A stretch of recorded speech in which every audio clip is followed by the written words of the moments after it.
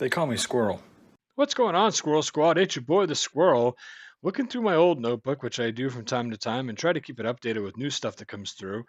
And I don't know how I skipped over this a long time. There's a bunch of stuff that I haven't gotten to yet or whatever. But this is Greg Davies. This is nicknames from the Royal Variety Performance 2011. I wanted to check it out. I don't remember the name Greg Davies coming across me too often, so let's take a swing for the fences and see what's up. See what this is all about. See what Greg's all about. Let's sit back and give 8 minutes of our time to Greg Davies and see if he can make us laugh. You ready? I know I sure am. I'm always ready. I don't get ready and set up to do this until I'm ready. Let's do it.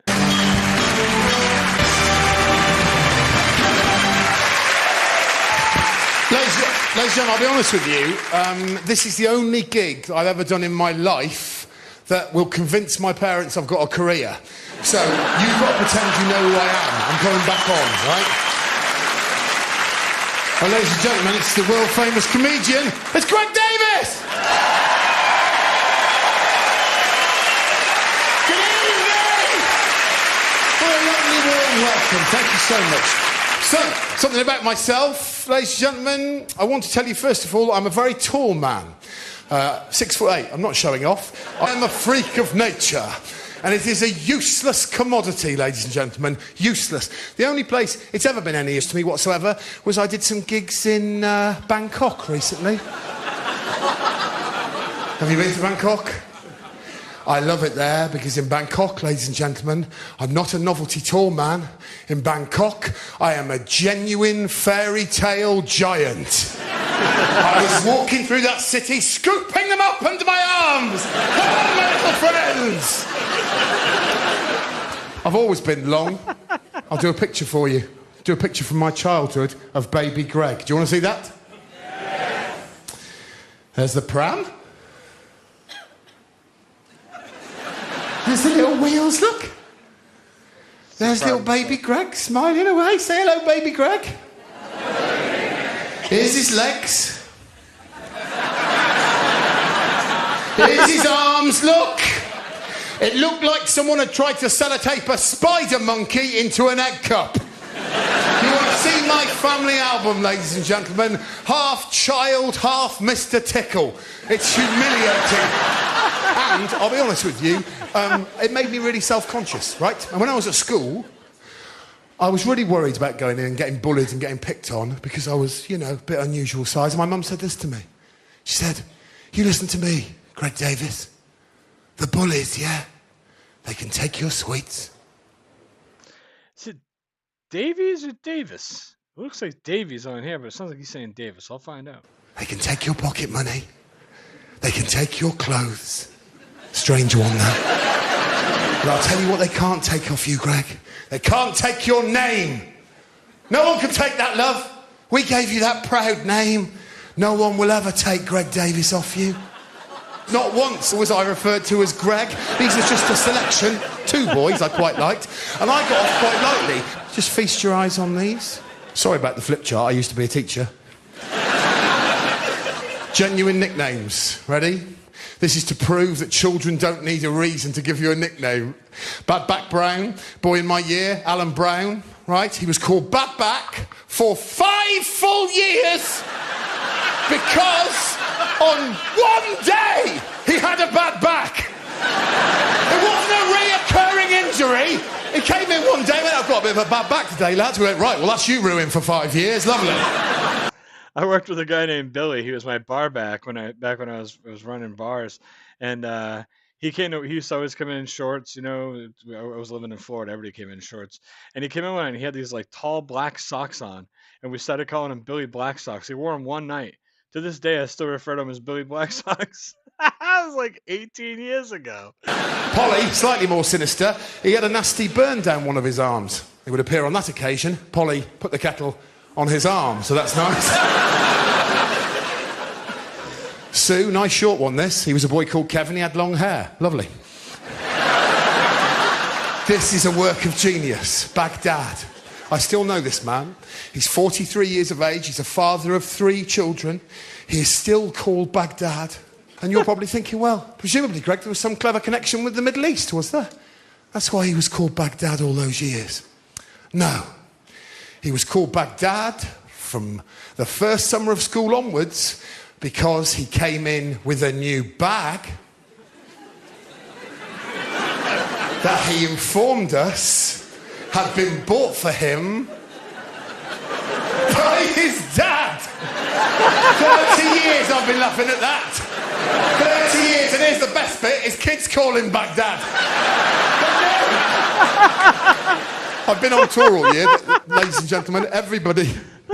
These are people from my audience. These are my favourite two over the last year, right? This was a wonderfully camp man in the front row of my audience, and he said he had a nickname, and I went, "What was your nickname, young man?" And he said, "Oh, it still is. It's Gandhi."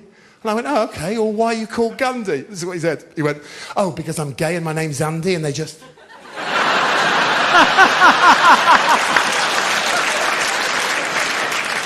This is the greatest nickname of all time. Quite an arrogant claim, that, isn't it? Mumbo. And the reason I like it is he was 45 years of age.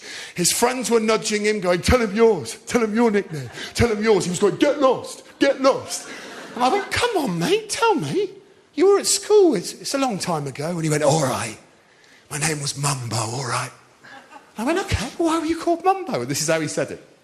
He went, "Well, because apparently my mum's got BO." I was trying to picture in my head Baghdad, Gandhi, and Mumbo. I was trying to figure out what they were. I really was. I was trying to figure out how could they possibly have gotten these? I was way off on all of them, especially Mumbo. Not even something he'd done. He just had a smelly mum. For years, I was a drama teacher, right? For years, for 13 years, I was a drama teacher. I used to teach the most picked-on girl in the world. She was my favourite ever pupil. Her name was Karen Powell. She was 11 years of age. She was this tall. She had two fascinating characteristics that the kids used to bait her with. Number one, even though she was 11, she spoke like a repressed 1940s housewife. I don't know why. I'll come on to that. Number two, she had no sense of direction. She was 10 minutes late to every single lesson, right? Her internal compass was just messed up for some reason. They called her Sat-Nav, right? This is the conversation I had with Sat-Nav one day. She came to see me after a lesson. You'll think I'm exaggerating this impression. I'm not. She came in, 11 years of age. She went, "Excuse me, sir. Could I have a word with you, please?" I used to bite through my lip trying not to laugh. I went, "Of course, Karen. Of course you can. What's wrong?" She goes, "I just wanted to say something to you. I thought my performance in your lesson today was a little below par." 11 years of age. I said, "Really? I thought you were excellent." She goes, "Well, that's very kind, too kind. No, I thought my characterisation was paper thin, my use of space was appalling, and my group work was an abomination. And if you'll forgive me, I'd like to offer you my most humble of apologies." I said, "You listen to me, Karen Powell. You never need to apologise to me, young lady.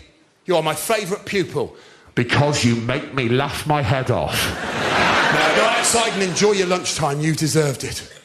She said, "You know what, sir, I think I will." I turned around at that point to do a little bit of admin. Karen was then faced with a challenge. She could leave my drama studio via the only exit, or she could go into my stock cupboard. I don't know what happened because I had my back turned, but I certainly, before I went for my lunch, I locked my stock cupboard. Then I went away for a whole hour.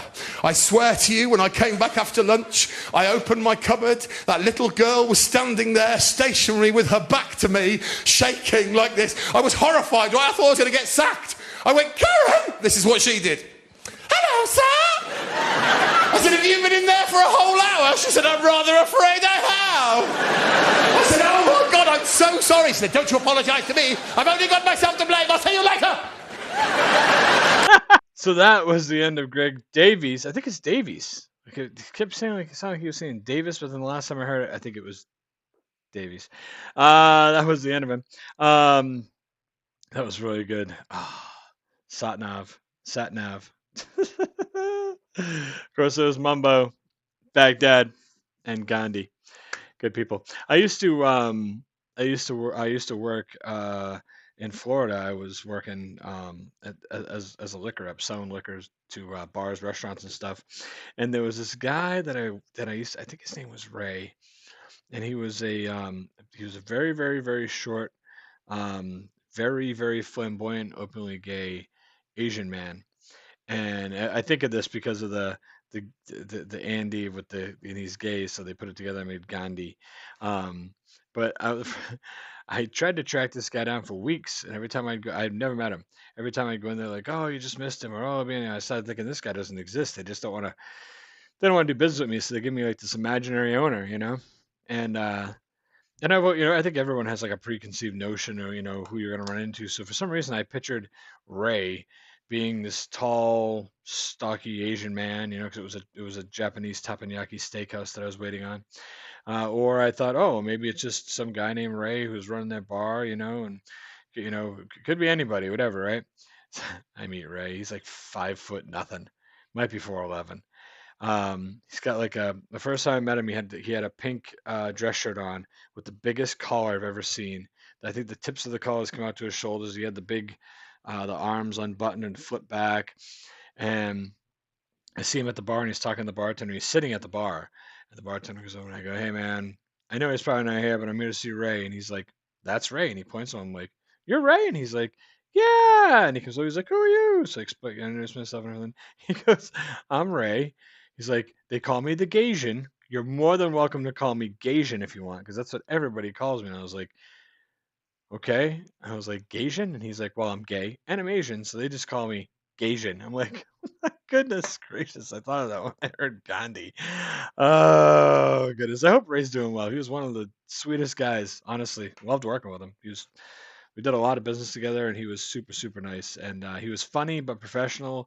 And those are like some of the best people to deal with because you can have a good laugh together, but you can still do good business. So, anyways, Greg did a good job tonight, and I enjoyed it. I thought it was good, and I thought the whole nickname sketch was spot on and pretty damn funny. I'm like known for giving out nicknames. That was my thing as a bartender. I give out so many nicknames to so many people.